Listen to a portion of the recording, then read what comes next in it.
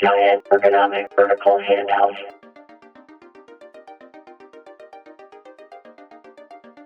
Hey everyone, thanks for stopping by. This is Retro Fun Tech. So today we have a crazy huge handheld to check out. This is the M18. According to the box, this was made by SJGam, who made the M17, which is similar looking to the TrimUI Smart Pro that I recently reviewed. You can see that this thing is huge, but the cool thing is it's got some ergonomics, so it's in kind of a class of its own.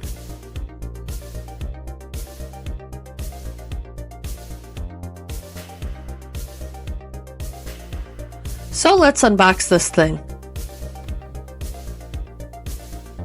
Nothing to see on the sides of the box. On the back we have some specs of the device, which I'll go over in a minute. And for those of you who were like, who's SJGam? That's the logo. Yeah, I don't know either.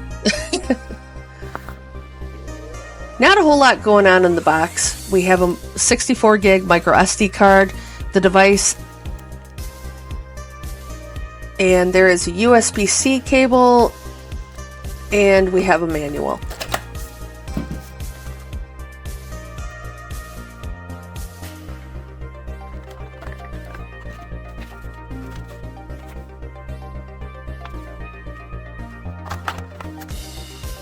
And here it is in all its glory. My first impressions are, it is a big boy. You got some big ergonomic bumps on the back, which are kind of cool, but I mean, it's got a lot packing in the back. You got some shoulder buttons on the back as well. Also, there really isn't anything on the sides or the top. Everything is down at the bottom. On the bottom you have the SD card slot, a headset jack, USB-C charging port, and there's a on-off switch, which I find a little strange because it's usually a button that you press in. There's also an LED light on the right of the on-off switch to show you if it's on or not. Also, I'd like to thank GoGameGeek for sending me over this review unit. GoGameGeek did not see this video beforehand, all opinions are my own, and no money was exchanged in any way. Thank you, GoGameGeek.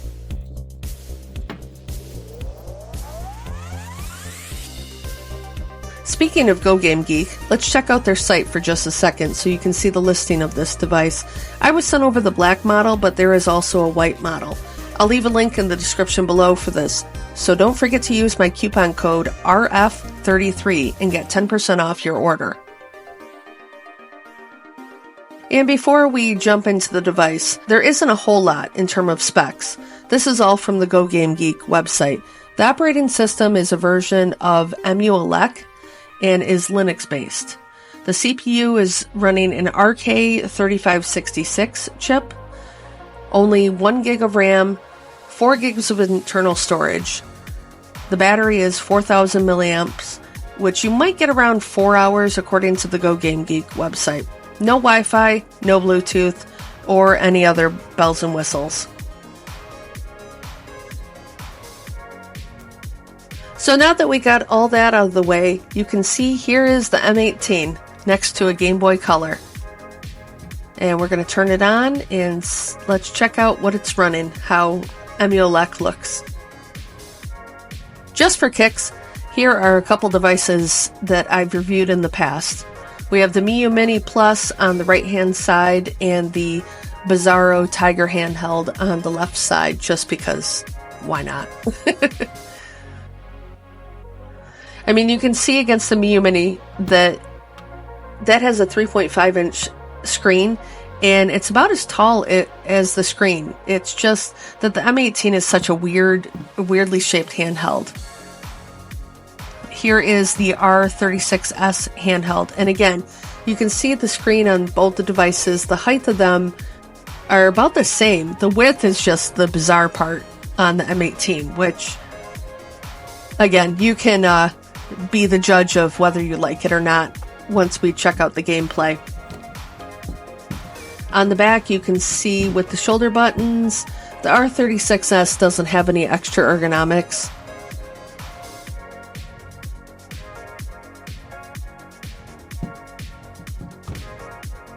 And here we have it against the Miu Mini Plus. No ergonomics on the Miu Mini Plus, and lots of stuff going on in the back on the M18. So when holding it, it's weirdly comfortable. It just looks so bizarre to me. But checking out what's on this device, you have PSP, a bunch of arcade, Final Burn Neo, a bunch of Atari, Lynx, Capcom, PC Engine, NES, some bonus NES, N64, Neo Geo, PlayStation, Genesis, Game Gear, Game Boy Advance. I mean, it's got quite a bit on here. And it's supposed to have, I think, over 20,000 games on here, so we'll see. I'm interested to see how this aspect ratio is going to work with all these games. It's probably going to be pretty good for PSP and Game Boy Advance, for sure, but we'll see about the other ones. Now, checking out the settings. Oh boy, this is a shame. There are barely any settings that we can check out. This system is so locked down, I can't even get into the advanced section. It's grayed out. You have just bare minimum of what you can change on here. That's not going to be good. What's sad about that is that if you don't have the ability to go in and change and configure anything. So if something like PSP or N64 aren't working, we can usually go into the settings and kind of monkey around with it and then get it to work a little bit better. So we'll see. And going into the games list, I mean, there's supposedly 20,000 games on here, and you can see that there's, about 8,000 Nintendo games. We all know that there are not 8,000 Nintendo games. You probably have some homebrew stuff and a lot of Japanese titles. Maybe they mixed in Famicom in here, so, which is cool if you're into that. You have a lot of stuff to play on here.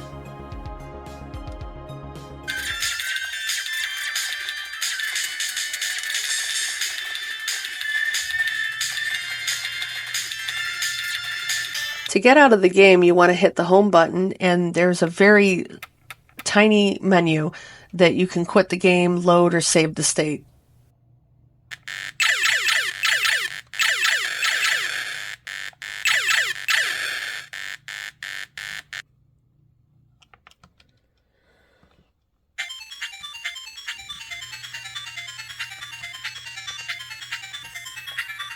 Okay, this is super weird. Apparently you have to flip the system.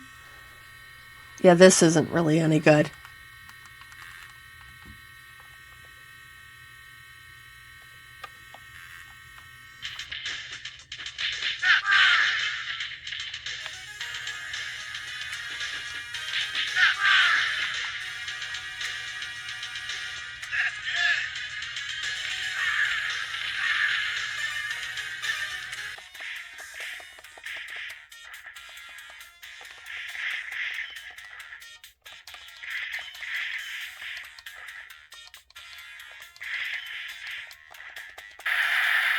And I'll admit, I forgot what game this is, so comment below if you do know what this is. It was in the arcade section somewhere.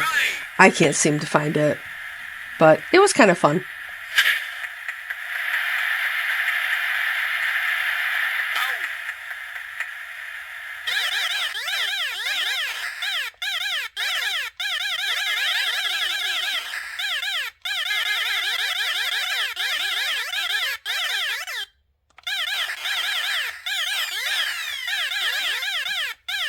I've actually never played this game. I've seen the movie quite a few times, but I just want to see what, that's what Kurt Russell looks like as a little tiny NES character. Kind of looks like someone from Double Dragon. Here's a little peek at the NES hacks list. And why don't we check out one of these games? Just because.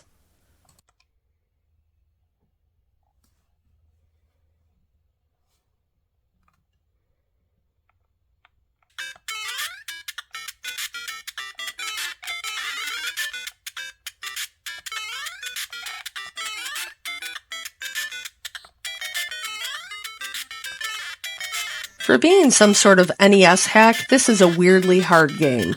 I'm not a big fan.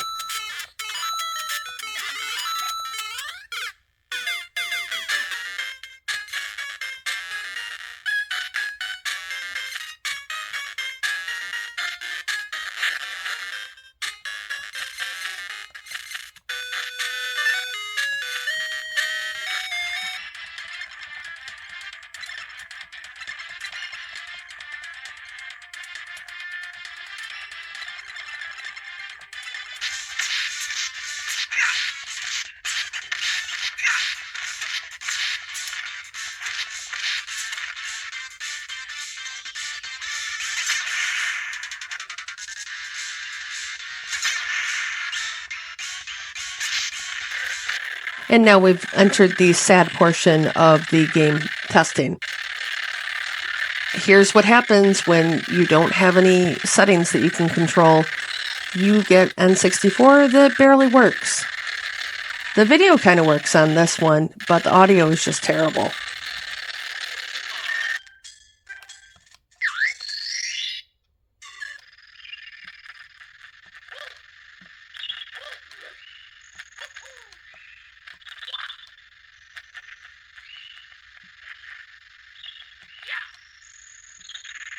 Here's where I felt like I broke the game because I was sliding down this hill. Now, between you and me, I know that this isn't going to work. I know this game isn't going to work, but I had to try it because it's loaded on here. Whew, it is rough.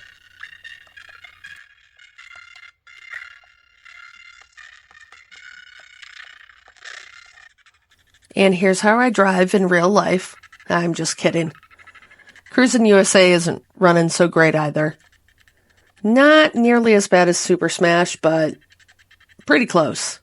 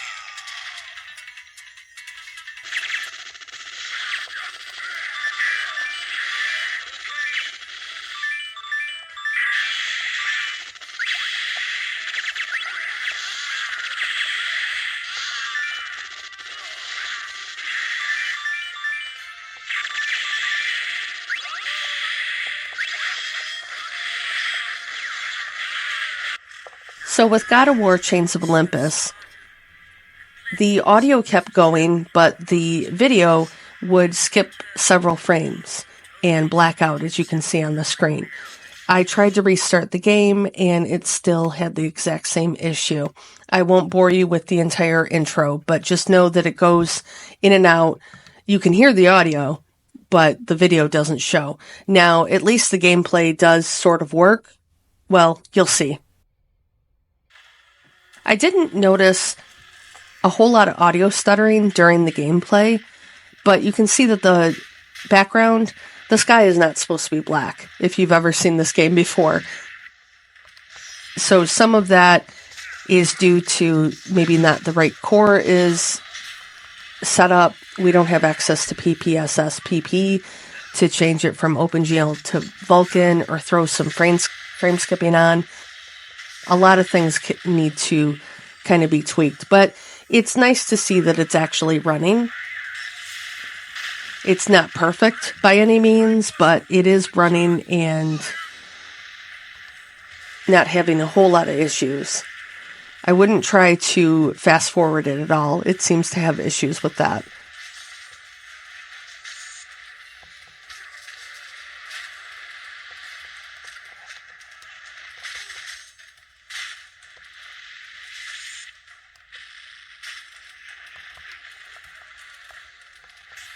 While we're at it, let's try Ghost of Sparta because it was on there. And oddly enough, it's called Spirit of Sparta in the menu that I'll show you later on. And it's doing the same thing with the intro. you can hear the audio, but the video skips out for several frames, and it's just a little weird. And again, skipping ahead to the actual game footage, it's not terrible. It is working. It's very jittery, but it's nice to see that it's working. It's a little bizarre in this aspect ratio, but I guess it kind of works. So my takeaways from the gameplay are this device has very good ergonomics. The few PSP games that are on here play decently, but God of War games, they still need some help. The controls aren't terrible. They are usable for sure, but the sad things are that the settings are so locked down that you can't change anything. N64 is just terrible, and most games barely run. The stretching of the screen and the bilinear filter that is on here is also not very happy. All of these things could most likely be improved with custom firmware. I have no idea if we will see that for this device because it's so bizarre, but hey, who knows?